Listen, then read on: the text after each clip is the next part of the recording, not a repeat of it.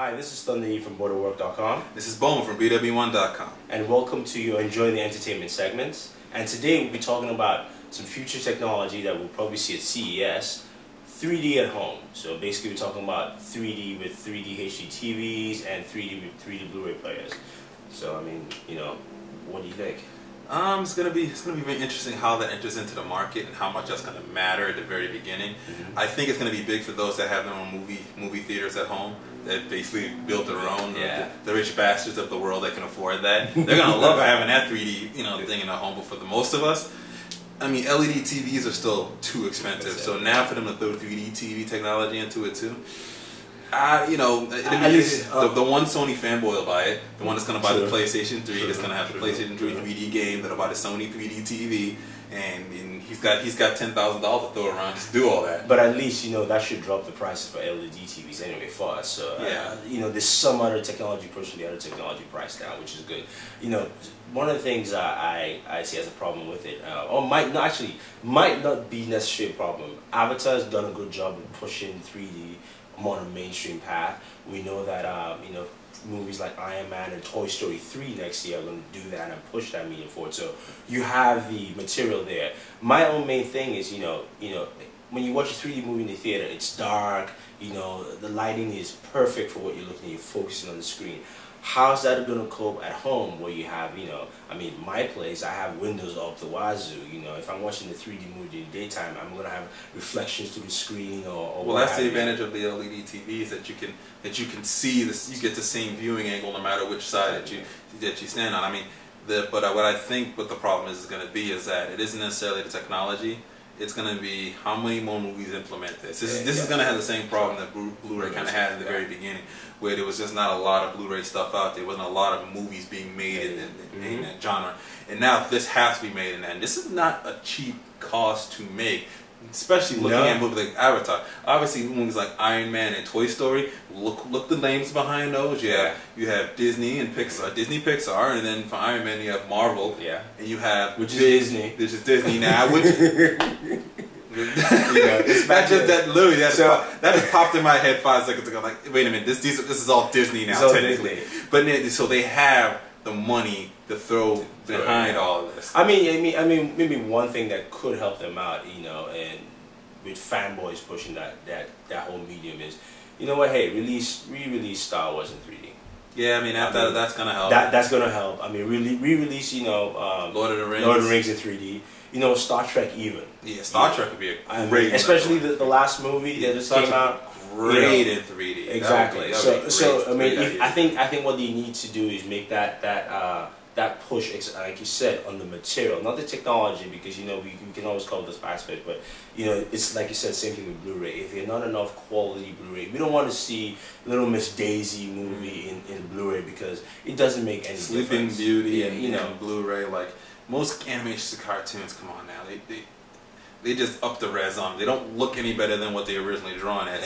And cartoons are usually the best for being blown up, because they usually can compensate for that. Exactly. So if you ever watch cartoons on a regular TV, on a regular station on your HD TV, you'd notice they probably look better than any of the other content that you put on there. So when you put it in HD, it does look a lot better, but when you look at it on a standard dish feed, it's relatively a little stretched out, but at best it looks better than looking at something realistic and TV. Another issue again would be price point. What price will it come to the market? I mean, Sony is the ones that are going to be behind this, and they're the first ones to put out a player or a player and a TV, because you got to have a player and a TV. If they're the first ones to do this, you're looking at about a $3,000 price tag. It will be a $3,000. I mean, with LED TVs, how much? $2,000. Yeah, roughly about that. So remember the 13-inch small TV that they had? LED. That was like $5,000. Yeah, exactly. And I mean, LED TV prices will drop down. We'll see them in the 1.5, maybe even a sub 500 sub 1.5 by the end of the year. But the 3D TV will overtake and take that $2,500, $3,000 price mark. It's got to get really popular. Like I said, you got to push out the Star Wars. You have to push out the Star Trek, the Lord of the Rings, the Toy Stories, the Toy Stories, all those titles that it makes sense for this technology. And you gotta make a concerted effort that, you know what, probably all your superhero movies from now on have to be in 3D. Spider-Man movie in 3D Spider-Man would be 4, awesome. right? Would be awesome in 3D.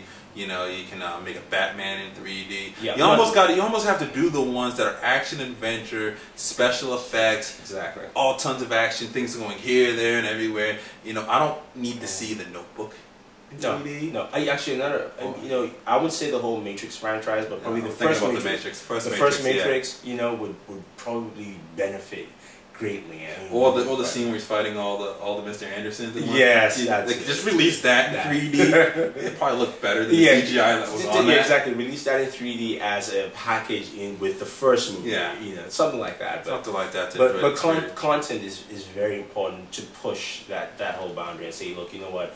Yes, it might cost, you know, more than what you're looking at right now, but you know what, we have this catalog that we can push and say, oh yeah, look at Star Wars, and you know, that excites people to say, you know what, now instead of me just getting a Blu-ray player, this makes more sense. Yeah, it makes a lot more sense. This is not the visual, you know, you get that whole feeling with it. So I would think the driver that will be behind this isn't necessarily going to be the movies. The movies are going to help expose it to people, but it's really going to be the television content, and that's what most of us watch. Most of us watch TV.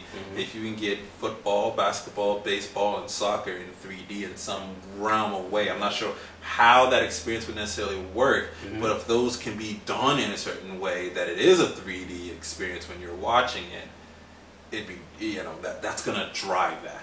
That's gonna get people to go out there and say, yes. I want to watch the Super Bowl in 3D. Yeah, that definitely makes sense. I mean, you know, we're going to CES 2010. You know, Pioneer's having the big press conference. Same thing with Philips. You know, Sony's going to be there. Samsung. These are the manufacturers. Those are the players in the game, and you know, we would like to see what they have. Hopefully, you know, I'm pretty sure all of them are going to have something about 3D technology in every one of these. So we will definitely keep you guys posted, let you know what we see, and you know, if it looks good, if it is as good as, you know, we're hoping at least and dreaming about. So you know what, let us know what you think about this topic. You know, post your comments on the website, Booredatwork.com or bw1.com. You know, post it on the Facebook page. You can make a video response to this. You know, don't forget to subscribe to our Twitter pages, Booredatwork.com. At bw1.com. You know, also subscribe to our YouTube pages. You know, B1 says it best.